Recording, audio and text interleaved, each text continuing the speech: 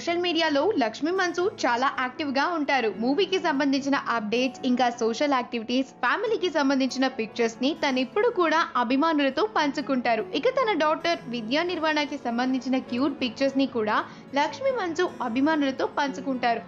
అయితే ఈరోజు కృష్ణాష్టమి కావటంతో తన కూతురు నిర్వాణకి కృష్ణుడి భార్య రాధాలాగా అలంకరించారు. దానికి సంబంధించిన ఫొటోస్ని ఇప్పుడు మనం ఈ వీడియోలో చూసేద్దాం. ఈ వీడియో కనుక మీకు నచ్చినట్లయితే మీ అభిప్రాయాన్ని కామెంట్స్ ద్వారా మాకు తెలియజేయండి. మా ఛానల్ని సబ్స్క్రైబ్ చేయటం మర్చిపోకండి.